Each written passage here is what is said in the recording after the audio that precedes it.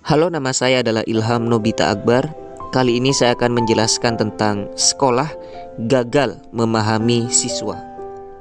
Nah, kalau seandainya saya gambarkan Anda seorang guru melihat siswa yang berpikirnya aneh, penampilannya nyentrik, sikapnya yang lain daripada yang lain, pasti yang ada di pikiran Anda adalah anak ini halu, anak ini nyeleneh, anak ini berbeda dengan yang lain, ya kan? Dan padahal kalau kita mengkaji lebih dalam tujuan anak tersebut seperti itu, pasti kita akan menemukan talent-talent yang sangat luar biasa dari anak tersebut. Tapi sayangnya lingkungan sekolah menganggap hal tersebut tidak boleh, menganggap hal tersebut adalah hal yang jelek, ya kan? Yang terjadi adalah kegagalpahaman memahami apa tujuan siswa seperti itu. Seperti gambarannya saja, Einstein dulu pernah dikatakan idiot oleh teman-temannya di sekolah, bahkan juga sama gurunya. Padahal Einstein, kita tahu bahwa sekarang dia menjadi seorang ilmuwan yang diingat sepanjang masa. Ya kan? Itu gambarannya, poinnya satu di situ.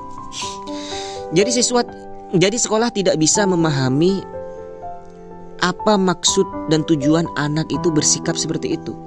Yang ada di dalam pikiran kita, kalau sudah tidak sesuai dengan pola pikir kita, pola pikir guru, pola pikir anak yang katanya juara satu cerdas itu.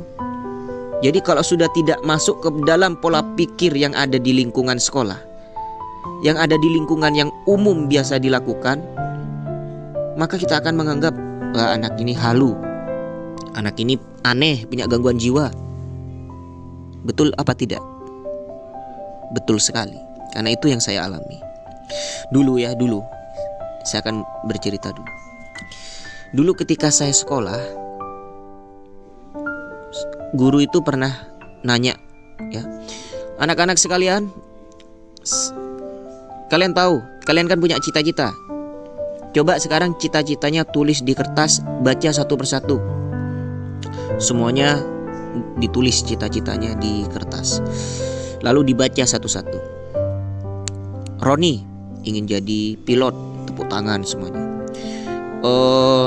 Fitri ingin jadi dokter, tepuk tangan semuanya. Hayati ingin jadi presiden. Taufik ingin jadi insinyur. Wah, semuanya. Ada yang jadi tentara, ingin jadi seorang ilmuwan. Nah, giliran saya, Ilham, saya ingin jadi pelawak. Semuanya tertawa. Jadi cita-cita yang nyeleneh, tidak masuk akal, tidak masuk ke dalam lingkungan yang umum, ditertawakan. Sang guru juga tertawa. Nah, kebetulan pada saat itu cita-cita saya, pada saat itu ingin jadi pelawak, pemain lenong pada saat itu, ya, dan pesulap. Semuanya tertawa. Wah, ingin jadi pemain lenong. Apa ini? Wah, ingin jadi pelawak.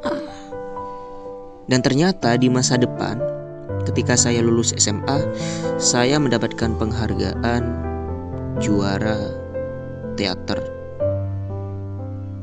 Dan saya juga pernah bermain di salah satu, ya, dosen saya itu punya anak, ya. Anaknya itu menikah. Dan saya tampil main sulap di sana. Dan itu pun dibayar.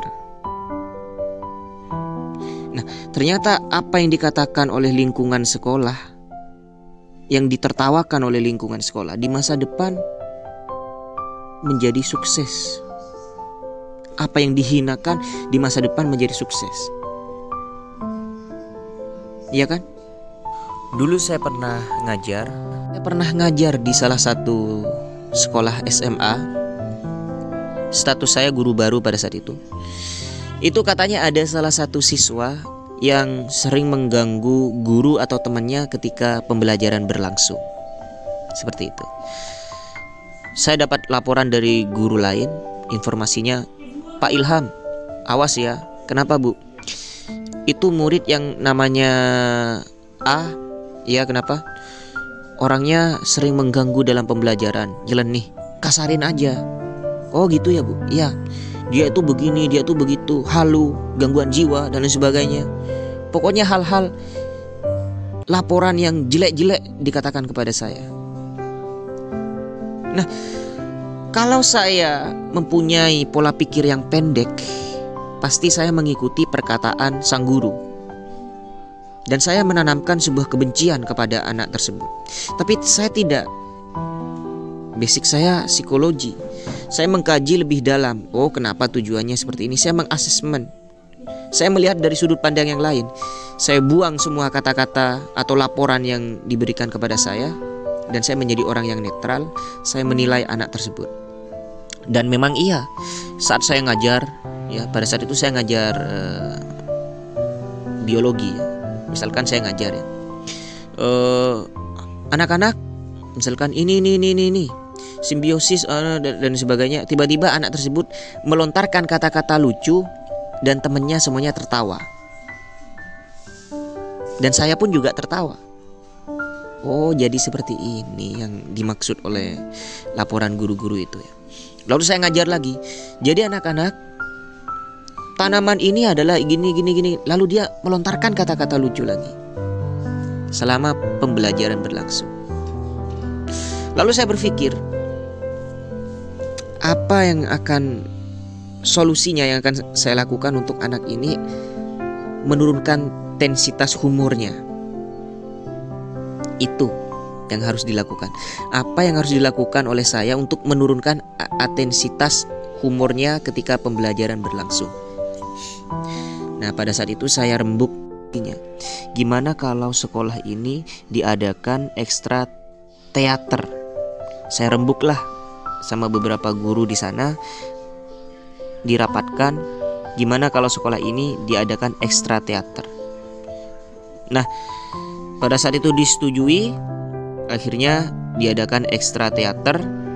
Dan ternyata anak yang tadi dicap aneh, halu, gangguan jiwa, sering mengganggu saat pembelajaran berlangsung, dia mengharumkan nama baik sekolah karena dia sangat memiliki talent di dunia teater. Talent komedinya, talent actingnya, sampai masuk ke tingkat kabupaten. Bukan hanya kabupaten, Jawa Timur bahkan. Nah, adanya ekstrakurikuler inilah tingkat humorisnya itu disalurkan. Pada akhirnya anak ini tidak mengganggu atau intensitas humornya itu agak menurun ketika pembelajaran berlangsung. Nah, ketika saya ngajar, anak ini kalem sudah. Ketika saya ngajar misalkan menjelaskan tentang apa, anak ini sudah diam sudah.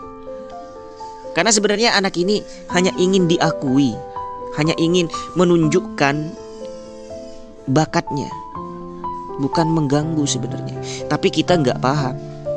Dengan adanya ekstra seperti itu, dia mendapatkan penghargaan, dia sudah diakui. Jadi apa ya, unek-uneknya yang ingin melucu, ingin mengganggu yang katanya tadi itu sudah tersalurkan dan tidak lagi mengganggu saat pembelajaran berlangsung. Nah, itu seharusnya kita mencari jalan keluar, bukan malah kita mengecap sesuatu itu. Paham nggak yang saya jelaskan ini? Tapi sekolah tidak mengerti itu, kebanyakan tidak mengerti itu. Kebanyakan sekolah itu kalau sudah nyeleneh dianggap halu, gangguan jiwa dan lain sebagainya. Tidak melihat dari sudut pandang yang lain. Nah, harapan saya adalah dalam rekaman ini, saya yakin bahwa hari ini masih ada kegagalpahaman lingkungan sekolah terhadap siswa. Anda sebagai calon guru, lakukanlah perubahan. Berpikirlah ke depan. Anda sebagai calon guru nantinya di masa depan atau saat ini Anda sudah menjadi guru, lakukanlah perubahan. Saya yakin 100% hari ini masih ada kegagalpahaman seperti ini.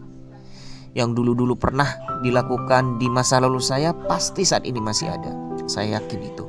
Karena yang ada di pikiran kita adalah hanya hal-hal yang logis, tidak pernah berpikir hal-hal yang mungkin di luar logika. Kalau kita sudah berpikir di luar logika, maka kita akan menemukan hal-hal yang lain. Disitulah tantangan menjadi seorang guru. Nah, bagi Anda siswa yang pernah dikatakan nyeleneh oleh teman Anda, oleh guru Anda misalkan, jadikan itu semua sebagai motivasi Anda untuk lebih luar biasa lagi ke depannya. Kalau ada yang mengatakan kamu harus berhenti, jangan nyeleneh, jangan dengarkan itu. Karena itu talent Anda. Karena terkadang orang halu, orang nyeleneh itu sukses di masa depan. Saya Ilham Nobita Akbar.